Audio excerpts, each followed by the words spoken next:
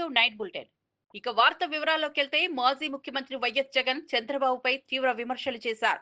Urea black market కు తరలించి దళారీ వ్యవస్థను ప్రోత్సహిస్తున్నారని ఆరోపించారు. అన్నదాత సుఖీభావ పథకంలో రైతులకు ఇవ్వాల్సిన 40,000 రూపాయలు కేవలం 5,000కే పరిమితం చేశారని మండిపడ్డారు. ఉచిత పంటల బీమాను రద్దు చేసి రైతులను ఇబ్బందుల్లోకి నెట్టారని అన్నారు. రైతులకు కనీస మద్దతు ధరగా కిలో ఉల్లికి 2,500 ఇవ్వాలని, ప్రభుత్వమే నేరుగా కొనుగోలు చేయాలని డిమాండ్ చేశారు. అయితే చంద్రబాబు నడిపే హెరిటేజ్ సంస్థలో మాత్రం ఉల్లిని కిలో 35 రూపాయలకు అమ్ముతున్నారని ఎద్దేవా చేశారు.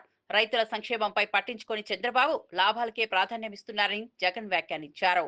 లేకపోతే ఈ మందు తీసుకుంటే యూరియా ఇస్తాం అని చెప్పి ఈ మాదిరిగా రైతులను ఆడుకుంటా ఉన్న పరిస్థితి. అదే వైఎస్ఆర్సీపీ హయాంలో అసలు ఎక్కడా కూడా బ్లాక్ అనేది లేదు. 265 రూపాయలకి ఆ రోజులు పూర్తిగా రైతు చేతుల్లో యూరియా బ్యాగ్ పడేది.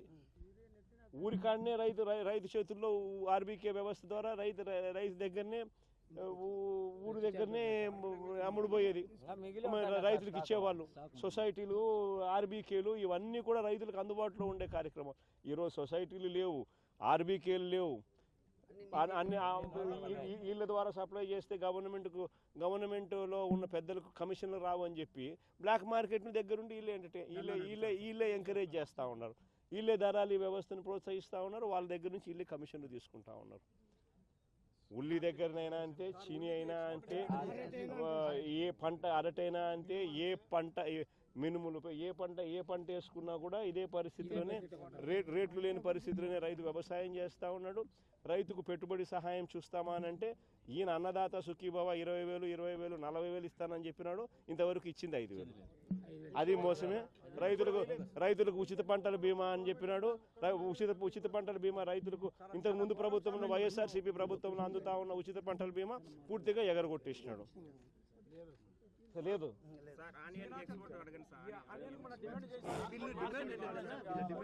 ఎట్టి పరిస్థితుల్లోనూ రైతుల దగ్గర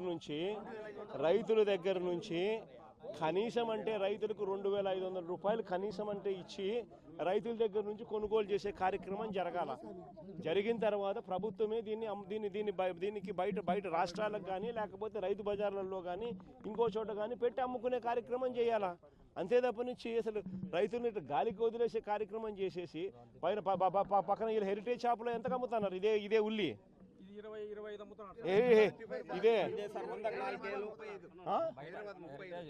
ఇదే హెరిటేజ్లో ఎంత అమ్ముతున్నారు. ఇదే హెరిటేజ్లో వీళ్ళు అమ్మేది ఎంత రేటుకి అమ్ముతారు? కేజీ 35 రూపాయలకు అమ్ముతారు. రైతుకి ఇచ్చేదేమో 6 రూపాయలు, 8 రూపాయలు. హెరిటేజ్లో ఏమో 35 రూపాయలకు అమ్ముతున్నారు. మరి ఎందుకు ఇదే రైతుకు 25 రూపాయలన్నా కనీసం ఇచ్చి కూడా 35 రూపాయలకు అమ్ముకోవచ్చు కదా, ఒక రవ్వ లాభాలు తగ్గించుకొని.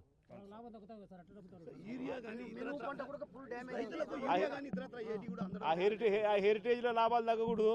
చంద్రబాబు నాయుడు వ్యాపారాలు జరగాల.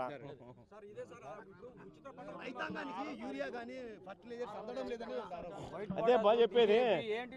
దగ్గరుండి బ్లాక్ మార్కెటింగ్ ఈయనే ప్రోత్సహిస్తా ఉన్నాడు. ఆర్బీకేలకు ఎందుకు కోటా ఇవ్వడం లేదు? పిఎస్సీలకు ఎందుకు సొసైటీలకు కోటా ఇవ్వడం లేదు? వాటి ద్వారా ఆ గ్రామాలకు ఎందుకు నువ్వు సప్లై చేయలేకపోతా ఉన్నావు? కారణం ఏంటంటే నువ్వే దగ్గరుండి బ్లాక్ మార్కెటింగ్ ప్రోత్సహించి నువ్వు కూడా కమిషన్లు తీసుకుంటా ఉండవు. ఇదే జరుగుతూ ఉంది.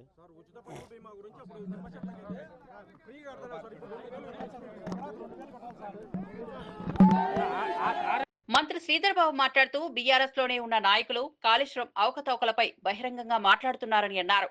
ఇంతటి భారీ ప్రాజెక్టులో జరిగిన అవినీతిపై సీబీఐ దర్యాప్తు తప్పనిసరి అని స్పష్టం చేశారు. విచారణపై తమకు సంపూర్ణ నమ్మకం ఉందని, తప్పు చేసిన వారికి ఖచ్చితంగా శిక్ష తప్పదని ధృవీకరించారు. కేసీఆర్, హరీష్ రావుల పాలనలో కాళేశ్వరం ప్రాజెక్టు అడ్డదిడ్డంగా నిధులు ఖర్చు చేసి ప్రజల డబ్బును దోచుకున్నారని మండిపడ్డారు. సాక్ష్యాధారాలు అన్నీ ఉన్నాయని, అవినీతి ఎంతవరకు జరిగిందో విచారణలో బయటపడుతుందని అన్నారు.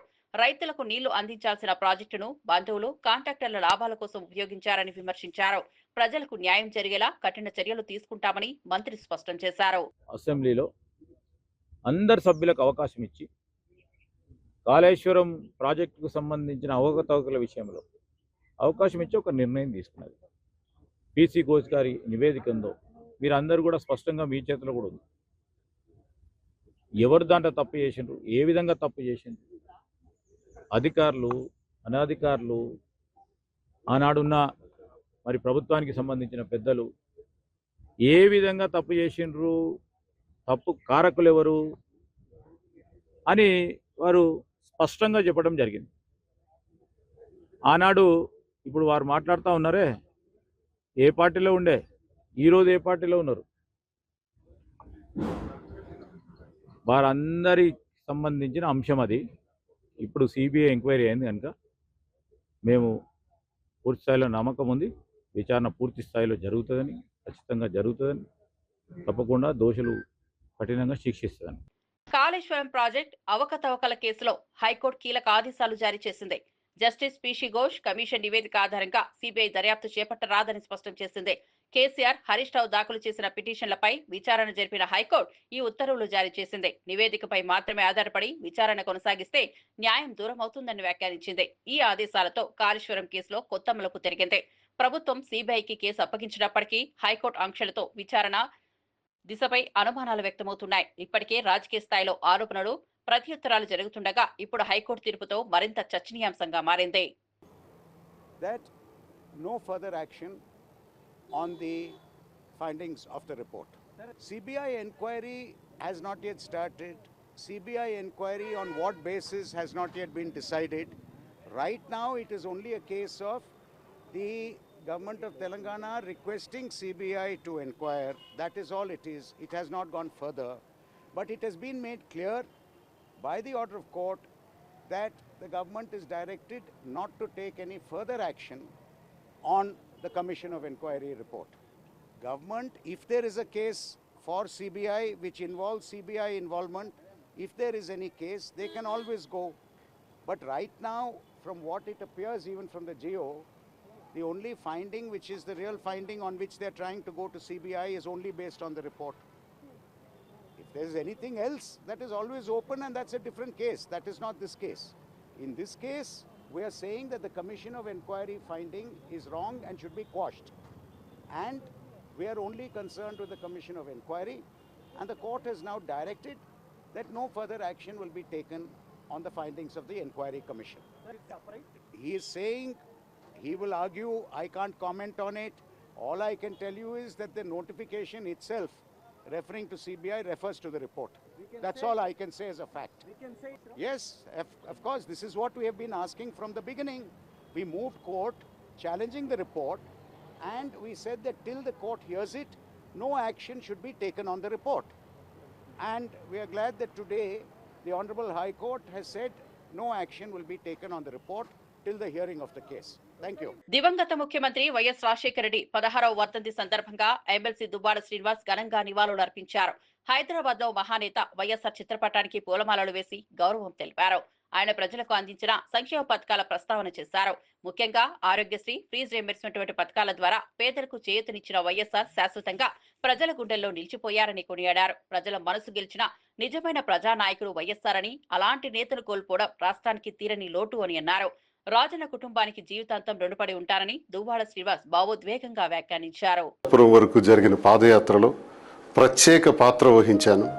ప్రతిరోజు ఆయనతో ఉన్నటువంటి అనుబంధాలు.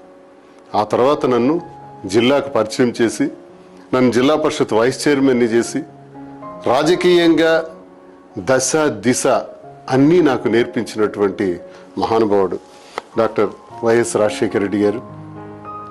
వైఎస్ రాజశేఖర రెడ్డి అంటేనే ఒక ఆరోగ్యశ్రీ, వైఎస్ రాజశేఖర రెడ్డి గారు అంటేనే ఒక ఫీజు రియంబర్స్మెంట్. రైతు బాంధవుడు ఈ రాష్ట్రంలో, దేశంలో ఎవరైనా ఉన్నారంటే డాక్టర్ వైఎస్ రాజశేఖర రెడ్డి గారు.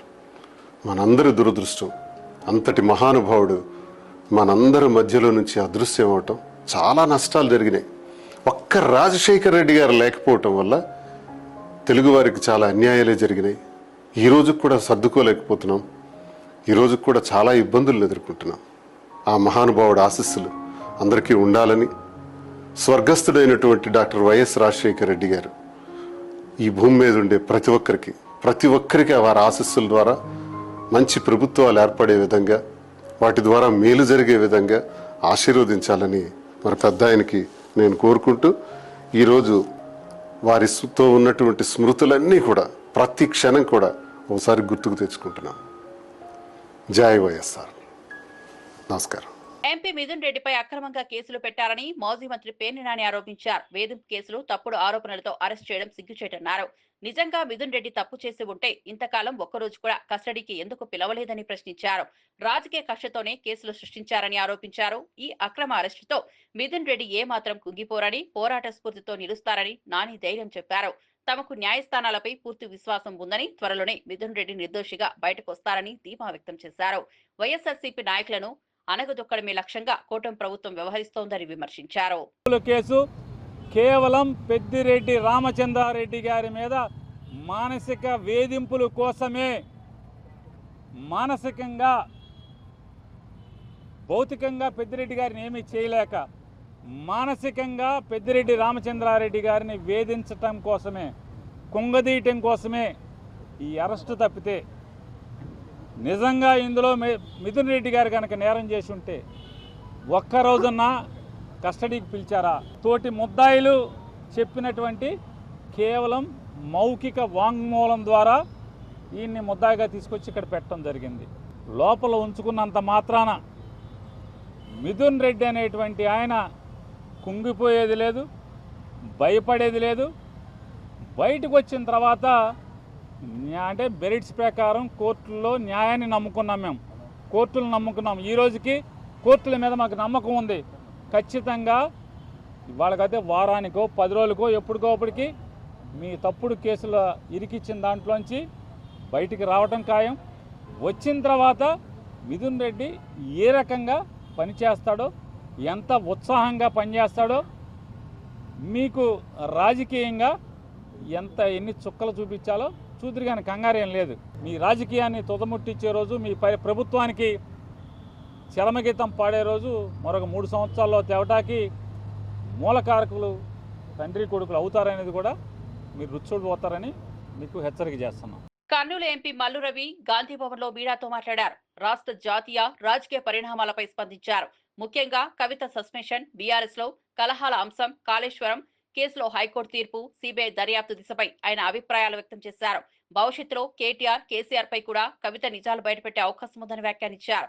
కవిత సస్పెన్షన్ బీఆర్ఎస్ కు అంతర్గత విషయం అయినప్పటికీ పార్టీ పతనానికి ఇది ఆరంభం అవుతుందని అన్నారు. కాంగ్రెస్ పార్టీతో కవితకు ఎలాంటి సంబంధం లేదని ఆయన స్పష్టం చేశారు. సుదర్శన్ రెడ్డి గారు, జస్టిస్ సుదర్శన్ రెడ్డి గారు వైస్ ప్రెసిడెంట్ క్యాండిడేట్ గా ఉన్నటువంటి వ్యక్తి కూడా, ఆయన కూడా నక్సలైట్ని సపోర్ట్ చేస్తున్నారని స్టేట్మెంట్ ఇవ్వటం జరిగింది. నేను పండిత్ సంజయ్ గారికి విజ్ఞప్తి ఏం చేస్తున్నానంటే, రేవంత్ రెడ్డి గారు ఇచ్చిన స్టేట్మెంట్ను కానీ లేక జస్టిస్ సుదర్శన్ రెడ్డి గారు ఇచ్చిన జడ్జిమెంట్ను కానీ మీరు పూర్తిగా చదివి తర్వాత కామెంట్ చేస్తే బాగుండేది. ఇవాళ భారతదేశంలో ఉన్న పార్టీలన్నీ కూడా ఒక ఫిలాసఫీ మీద మొదలైంది. కాంగ్రెస్ పార్టీకి ఒక ఫిలాసఫీ ఉంది, ఒక ఐడియాలజీ ఉంది. ఆ ఐడియాలజీ ఏంటి? Secularism, socialism, social justice. ఇది Congress party philosophy or ideology. అదే BJP non secular,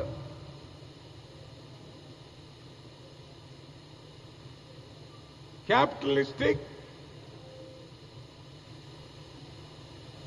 non inclusive growth. ఇది వాళ్ళ ఐడియాలజీ, ఫిలాసఫీ. ఇవెందుకు చెప్తున్నానంటే, నిన్న రేవంత్ రెడ్డి గారు నక్సలైట్లకు కూడా ఒక ఫిలాసఫీ ఉందని చెప్పారు. నక్సలైట్లు ఎక్స్ట్రీమిస్టులు కానీ టెర్రరిస్టులు గారు. నక్సలైట్లు వారి ఫిలాసఫీని అమలు చేయడానికి భారత రాజ్యాంగానికి లోబడి కాకుండా భారత రాజ్యాంగాన్ని దాటి హింసాత్మకంగా అయిన వారి ఫిలాసఫీని అమలు చేయాలనేటటువంటి ఆలోచనతో నక్సలైట్లు పనిచేస్తున్నారు. కానీ నక్సలైట్లు బేసిక్ ఫిలాసఫీ ఏంటి? భారతదేశంలో ఉన్న ప్రతి పౌరుడికి స్వతంత్ర ఫలాలు అందాలని, పేదలకి అదే రకంగా ధనవంతులకి మధ్య తేడా తగ్గిపోవాలని ప్రజలందరూ సామాజికంగా, ఆర్థికంగా, రాజకీయంగా సమాన స్థాయికి రావాలనే ఫిలాసఫీని నక్సలైట్లు వారి ముందు పెట్టుకొని ఈ ఫిలాసఫీని అమలు చేయడానికి అవసరమైతే ఆయుధాలు పెట్టి చేయాలి. వాళ్ళు చావటమో వెదుటి వాళ్ళని చంపటమో అనేది అది ఎక్స్ట్రీమిజం. ఈ ఎక్స్ట్రీమిజానికి రేవంత్ రెడ్డి గారు ఎక్కడ సపోర్ట్ చేయాల. మరి ఏం సపోర్ట్ చేశాడు? పేదవాళ్ళని పేదరికం నుంచి బయటికి తీసుకొని రావాలంటే వారికి ఆర్థిక స్తోమత లేదు కాబట్టి వారికి 5 లక్షల రూపాయలతో ఇందిరమ్మ ఇళ్లు కట్టియాలని నిర్ణయం తీసుకున్నాం. పేదవారికి ధనవంతులతో పాటు సన్న బియ్యం తినే అవకాశం లేదు కాబట్టి సన్న బియ్యం ఇచ్చే ఏర్పాటు చేశారు. పేద ప్రజల పిల్లలు కార్పొరేట్ స్థాయిలో చదువుకునే అవకాశం లేదు కాబట్టి ఇంటిగ్రేటెడ్ రెసిడెన్షియల్ స్కూల్స్ పెట్టి దాంట్లో ఎస్సీ, ఎస్టీ, బీసీ, మైనారిటీ వీరందరూ కూడా కార్పొరేట్ స్థాయి ఎడ్యుకేషన్ చేసే అవకాశాన్ని కల్పించాడు. ఇది నక్సలైట్ల ఫిలాసఫీలో ఉంది. రాజ్యాంగం ప్రకారం అంబేద్కర్ రాసిన రాజ్యాంగంలో ప్రజలందరూ ఆర్థికంగా, రాజకీయంగా, సామాజికంగా సమానత్వానికి రావాలని ఆర్టికల్స్ అన్నిట్లో రాయటం జరిగింది. రేవంత్ రెడ్డి గారు రాజ్యాంగానికి లోబడి రాజ్యాంగంలో అంబేద్కర్ గారు ఇచ్చినటువంటి ఆర్టికల్స్ ప్రకారం పేదవాళ్ళకి ఆర్థికంగా, రాజకీయంగా, సామాజికంగా లాభం జరగాలని పనిచేస్తున్నాడు. అందులో భాగంగానే మొట్టమొదటిసారి తెలంగాణ రాష్ట్రంలో కులగణన చేసి బీసీలకి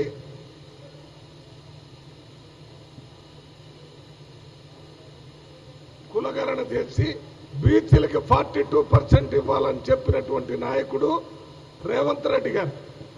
ఇది నక్సలైట్లు చెప్పారు కాబట్టి మేము చేయకూడదు, నక్సలైట్లు ఇండ్లు ఇయ్యాల పేదవాళ్ళ కంటే మేము చేయకూడదు, నక్సలైట్కి చదువుకునే కార్పొరేట్ వ్యవస్థ ఇవ్వమన్నారు మనం చేయకూడదని కాకుండా వారికి అందరికీ చేస్తున్నాడు. ఆయన చెప్పింది ఫిలాసఫీ. రాష్ట్రానికి నిన్న ఒక్కరోజే 9,000 మెట్రిక్ టన్నుల యూరియా వచ్చిందని మంత్రి తుమ్మల నాగేశ్వరరావు తెలిపారు. ఇవాళ మరో 5,000 మెట్రిక్ టన్నులు రాబోతున్నాయని అన్నారు. వచ్చే వారం రోజుల్లో 27,000 మెట్రిక్ టన్నులు రైతులకు అందేలా చర్యలు తీసుకుంటున్నట్లు వెల్లడించారు. యూరియా కొరత వల్ల రైతులు ఇబ్బంది పడకుండా తక్షణమే చర్యలు తీసుకుంటున్నామని భరోసా ఇచ్చారు. పంటలకు ఎరువులు అందక ఇబ్బందులు ఎదురుతున్న నేపథ్యంలో 5 రోజుల్లో పంట నష్టంపై సర్వే పూర్తి చేయాలని అధికారులు ఆదేశించామని తెలిపారు. రైతుల పక్షాన ప్రభుత్వం అండగా ఉంటుందని తుమ్మల స్పష్టం చేశారు.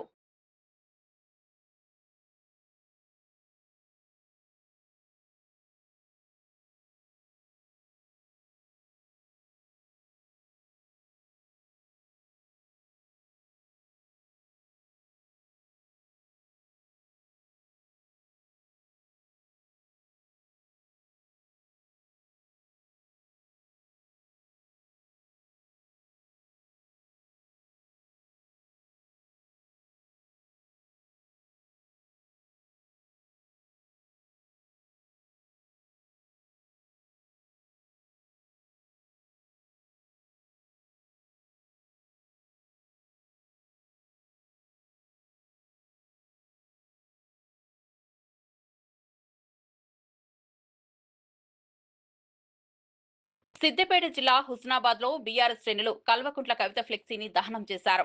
మాజీ మంత్రి హరీష్ రావుపై కవిత చేసిన వ్యాఖ్యలను ఖండిస్తూ ఈ చర్య చేపట్టారు. కవిత వ్యాఖ్యలు పార్టీ సీనియర్ నేతలను అవమానించడమేనని ఆరోపించారు. బీజేపీ నాయకులకు కవిత అబ్బుడుపోయారని విమర్శించారు. తమ పార్టీ నేతలను కించపరిచే వ్యాఖ్యలను ఎట్టి పరిస్థితుల్లోనూ సహించబోమని హెచ్చరించారు. బీఆర్ఎస్ పార్టీ ప్రతిష్టను కాపాడేందుకే ఈ నిర్ణయం తీసుకున్నామని కార్యకర్తలు చెప్పారు.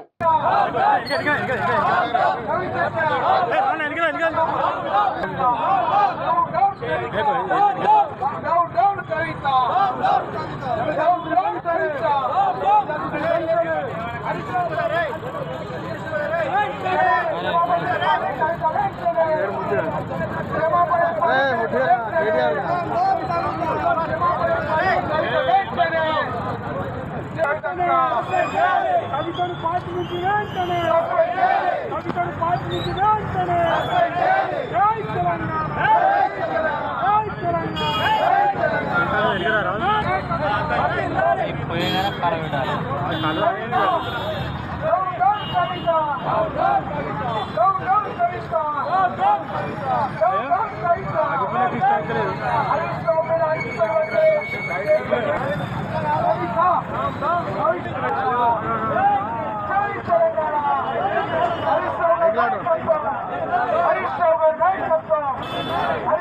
కవితను బీఆర్ఎస్ నుంచి సస్పెండ్ చేయడం వెనుకున్న కారణాలను ఎమ్మెల్యే పల్లా రాజేశ్వరరెడ్డి వెల్లడించారు.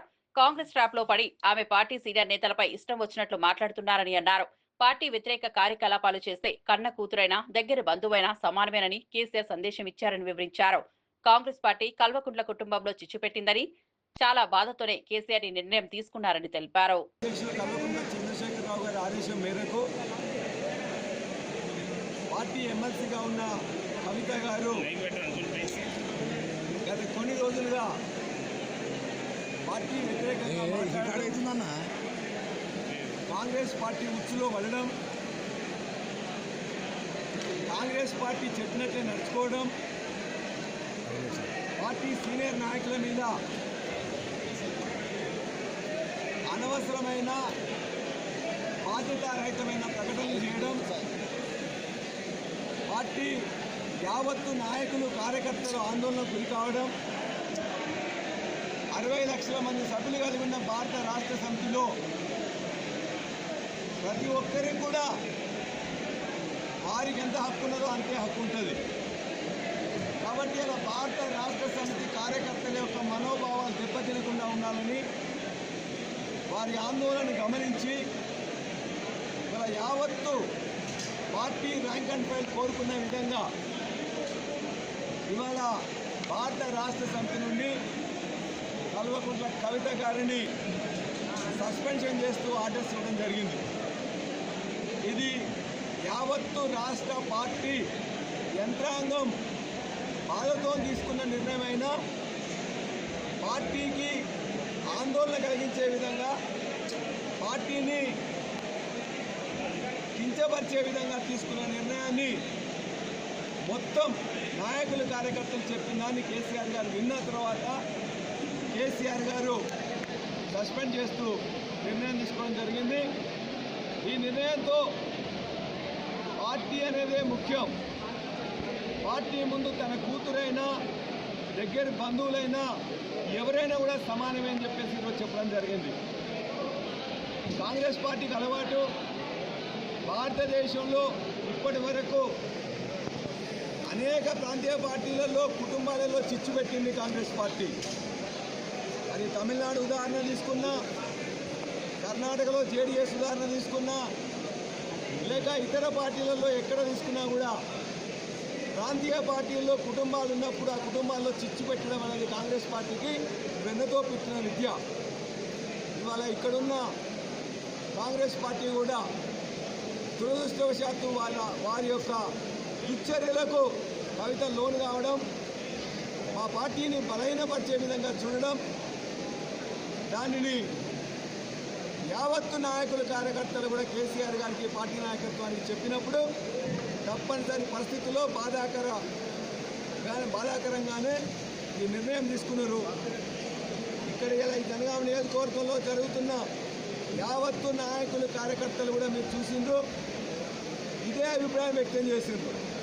వాటి పార్టీ శ్రేయస్సు దృష్ట్యా, తెలంగాణ శ్రేయస్సు దృష్ట్యా వారు తీసుకున్న నిర్ణయాన్ని మేము ఆహ్వానిస్తున్నాం. దీన్ని ఈ చర్యతో ఇంకెవరన్నా కూడా పార్టీ వ్యతిరేకంగా మాట్లాడినట్లయితే వారు కూడా ఆలోచించుకోవాల్సిందిగా కోరుతున్నాం. ఎమ్మెల్యే పాల్వాయి హరీష్ కల్వకుంట్ల కుటుంబంపై తీవ్ర వ్యాఖ్యలు చేశారు. అవినీతి సొమ్మును అడ్డగోలుగా సంపాదించి ఎక్కడ పెట్టాలో తెలియక కుటుంబంలో లుకులుకులు మొదలయ్యాయని అన్నారు. పంపకాల్లో తేడా వల్లే కుటుంబంలో గొడవలు చెలరేగాయని ఆరోపించారు. హరీష్ రావు, సంతోష్ రావు కేసీఆర్ ను నిండా ముంచారని అన్నారు. సిబిఐ ముందు అన్ని విషయాలు బయటపెడితే వాస్తవంగా ఖచ్చితంగా వెలుగులోకి వస్తాయని అన్నారు. మరియు హరీష్ రావు గారు కేసీఆర్ను నిండా ముంచారు. ఈ విషయంలో వీళ్ళిద్దరు చేయబట్టే కేసీఆర్కు ఈ దుస్థితి పట్టింది అని కవిత గారు చెప్పారు. కాబట్టి నేనేమనుకుంటున్నా అంటే మా నాయకులు కూడా ఒక 2 చోట్ల చెప్పాను, మీకున్న సమాచారాన్ని సిబిఐతో షేర్ చేసుకోండి, తప్పకుండా వాస్తవాలు బయటకు వస్తాయి. అట్లీస్ట్ ప్రజాక్షేత్రంలో పార్టీ బీఆర్ఎస్ పార్టీ శిక్షింపబడినా దానికి కారణం ఎవరు అనేది ఓవర్ పీరియడ్ ఆఫ్ టైం తెలుస్తుంది. అవినీతికి పాల్పడిన వాళ్ళే ఎంతటి వారైనా వారిని ఉపేక్షించవద్దని సిబిఐని కోరుతున్నా. ఇవాళ ఐ థింక్ కన్సెంట్ కూడా ఇచ్చినట్టుంది రాష్ట్ర ప్రభుత్వం. కాబట్టి పూర్తి స్థాయిలో సిబిఐ ఎంక్వైరీ జరిగితే వాస్తవాలు బయటకు వస్తాయని నేను ఆశిస్తున్నాను. చంద్రబాబు చేయనివి చేసినట్లు ఎల్లో మీడియాలో ప్రచారం చేసుకుంటున్నాయని వైఎస్ఆర్సీపీ స్టేట్ కోఆర్డినేటర్ సజ్జల రామకృష్ణారెడ్డి అన్నారు. అసెంబ్లీలో మందబలం ఉపయోగించి తమ పార్టీ నేతలను మాట్లాడనీయకుండా చేసి తర్వాత సవాలు విసరడం దారుణమని మండిపడ్డారు. నిజంగా ధైర్యం ఉంటే వైఎస్ఆర్ కాంగ్రెస్ పార్టీకి ప్రతిపక్ష హోదా ఇవ్వాలని డిమాండ్ చేశారు. తమ 11 మంది ఎమ్మెల్యేలు కూటమికి ధీటుగా నిలబడతారని తెలిపారు. ప్రజలతోనే తాము ఉన్నామని, చంద్రబాబు సూపర్ 6 వైఫల్యాలను బహిర్గతం చేస్తామని సజ్జల స్పష్టం చేశారు. ఇప్పుడు ఎల్లో మీడియాను ఎట్లయితే పెట్టుకొని ఒక కోటలాగా రోజు దాంట్లో నువ్వు చేయనివి చేసినట్టు, లేదా నువ్వు బ్రహ్మాండమైన విజనరీ అయినట్టు, భూతల స్వర్గం ఏపీ చేసినట్టు రాయించుకుంటున్నావు కదా అబద్ధాలు. ఆ ప్రచారంలాగే అసెంబ్లీలో కూడా నీ మందబలం ఉపయోగించి చూడు నన్ను క్వశ్చనే చేయలేకపోయారు, అందువల్ల నేను బ్రహ్మాండంగా ఉన్నట్టు లెక్క అని చెప్పి నీ అంతటి నువ్వు సూత్రీకరణ చేద్దామని నువ్వు అనుకుంటాను. అందుకోసం పొద్దుపోయిన సవాలు వేసినావు. సో నీకు తమ్ముడు ధైర్యం ఉంటే అక్కడన్నా ఇవ్వు, ప్రతిపక్ష హోదా ఇచ్చివు, జగన్మోహన్ రెడ్డి గారు వస్తారు, బ్రహ్మాండంగా నేను నిలదీస్తారు, మా 11 మంది మీ 160 మందికి ధీటుగా కూడా నిలబడతారు. లేదా నువ్వు సుపరిపాలనకు సంవత్సరం అని ప్రకటించి ఇంటింటికి వస్తానని 10 ఇళ్ళు కూడా తిరగలేకపోయినారు చూడు మీ నాయకులు ఎమ్మెల్యేలు. ఇప్పుడు అదే పని ఇంటింటి దగ్గరికి పోండి, అక్కడ మిమ్మల్ని ఒకరో ఉండి జనమే ఎట్లా వెంటబడి కొడతారో తెలుస్తుంది, అక్కడైనా తెలుస్తుంది.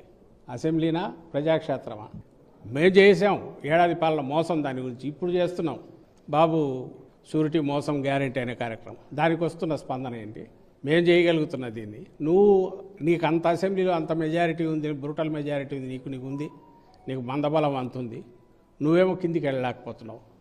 జగన్మోహన్ రెడ్డిని కలవడానికి రోజు వేల మంది వస్తుంటారు. ఆ వేల మందిని తీసుకోవడానికి ఆయన కలపడం ఎట్లడానికి కొన్ని పద్ధతులు ఫాలో కావడం ఎవరైనా చేయాలి. మీరు కేకలేసి అరిచినా వచ్చేవాళ్ళు ఎవరు ఉండరు, లేదా మీరు మొంగపోయి ఇల్లు తిరిగినా మీకు వచ్చి నమస్కారం పెట్టి దగ్గరికి తీసుకునే వాళ్ళు ఎవరు ఉండరు, లేదా మీ దగ్గర వచ్చేసి తమ గోడు చెప్పుకునే వాళ్ళు కూడా ఎవరు ఉండరు. ఎందుకంటే గోడు చెప్పినా మీరు పట్టించుకోరు కాబట్టి. ఈరోజు కూడా ప్రతిపక్షంలో ఉన్న ఇక్కడికి వస్తున్నారు ఎవరన్నా వచ్చి బాధలు చెప్పుకుంటూ మాకు ఏదైనా ఇచ్చేయండి అది చేయండి, అక్కడికి ఎవడు పోవట్లా, ఎందుకంటే ఏది జరగదు కాబట్టి.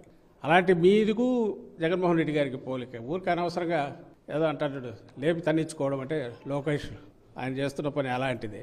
మీ నాన్నకు కానీ నీకు కానీ అభిమానులు ఉండరు, ప్రేమించే వాళ్ళు ఉండరు, మిమ్మల్ని వచ్చి ఒక్కసారి మీ దగ్గర మిమ్మల్ని పలకరిస్తే చాలనుకునే వాళ్ళు ఉండరు. ఇక్కడ జగన్మోహన్ రెడ్డి గారిని కలిస్తే చాలనుకునే వాళ్ళు రోజు వేల మంది వస్తుంటారు. ఎమ్మెల్యే వేముల వీరేశం మాట్లాడుతూ బీఆర్ఎస్ నేతల్లో ఎనలేని భయం మొదలైందని అన్నారు. ప్రాణహిత, చేవెళ్ల ప్రాజెక్టుల విషయంలో వైఫల్యం బహిర్గతమవుతోందని వ్యాఖ్యానించారు.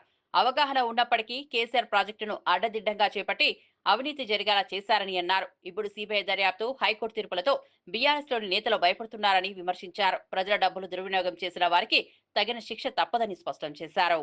5 కిలోమీటర్లు తెలంగాణ ప్రవహిస్తున్నప్పుడు ఇలా ప్రాణహిత చేవెళ్ల దగ్గర ప్రాజెక్టు కడితే ఒక్క లిఫ్ట్తో వచ్చేటువంటి ప్రాజెక్టును నువ్వు 9-10 లిఫ్ట్ల కోసము కింది నుంచి పైకి ఎత్తివేసేటువంటి కార్యక్రమాన్ని నువ్వు ఎందుకు చేపట్టినావు? నువ్వు వేసినటువంటి ఇంజనీర్ల కమిటీనే ఇక్కడ నీకు ఫీజిబిలిటీ లేదనుకున్నప్పుడు ఇంకా 3 నుంచి 4-5 కిలోమీటర్ల కిందికి వచ్చి నువ్వు ప్రాజెక్టు కడితే ఇక్కడ కూడా ఒకటే లిఫ్టుతో మనం నీళ్ళు ఎత్తిపోసుకోవచ్చు. మీరు తవ్వినటువంటి కెనాల్ కూడా వేస్ట్ కాదు, వేస్ట్ అయితే కూడా 3-4 కిలోమీటర్ల కెనాల్ మాత్రమే వేస్ట్ అయింది, మెయిన్ కెనాల్ అని చెప్పినప్పటికి కూడా కేసీఆర్ కిందికి వచ్చి కట్టిందంటేనే దీంట్లో అవినీతి అనేటువంటిది దాగుంది, స్వార్థం అనేటువంటిది దాగి ఉన్నది, దీంట్లో దోపిడీ అనేటువంటి కాన్సెప్ట్ ఉన్నది అనేటువంటిది ప్రజలు గమనిస్తూ ఉన్నారు. దివంగత ముఖ్యమంత్రి వైఎస్ రాజశేఖర రెడ్డి వర్ధంతి సందర్భంగా ఆయనను స్మరించుకున్న ఏపీసీసీ అధ్యక్షులు వైఎస్ షర్మిల, కోట్లాది మంది ప్రజల గుండెల్లో వైఎస్ఆర్ ఎప్పటికీ నిలిచిపోతారని తెలిపారు.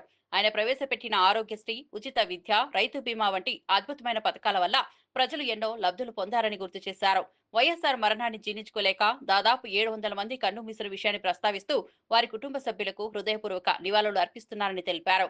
ప్రజల సంక్షేమం కోసం చివరి శ్వాస వరకు కృషి చేసిన మహానేత వైఎస్ఆర్ తెలంగాణ, ఆంధ్ర ప్రజల హృదయాల్లో చిరస్థాయిగా నిలుస్తారని అన్నారు. ఆయన బాటలో నడుస్తూ ప్రజాసేవకుడిగా తాను కృషి చేస్తారని షర్మిల దృఢంగా తెలిపారు. రాజశేఖర రెడ్డి గారిని ఎంతో ప్రేమించిన వారు ఎంతో మంది ఉన్నారు. ఎంతో మంది కోట్ల మంది ప్రజల గుండెల్లో రాజశేఖర రెడ్డి గారు ఉన్నారు. వాళ్ళ ఇళ్లలో దేవుల పటాల పక్కన రాజశేఖర రెడ్డి గారు పెట్టుకున్న వారు ఉన్నారు. ఆయన అద్భుతమైన పథకాల వల్ల లబ్ధి పొందిన వాళ్ళు ఎంతో మంది ఉన్నారు. వాళ్ళందరికీ కూడా రాజశేఖర రెడ్డి గారి మీద ఉన్న వారికి ఉన్న అభిమానానికే మనస్ఫూర్తిగా కృతజ్ఞతలు చెప్పుకుంటున్నాం. మరొకసారి ఈరోజు మనందరము గుర్తు చేసుకోవాలి రాజశేఖర రెడ్డి గారి అద్భుతమైన జీవితం.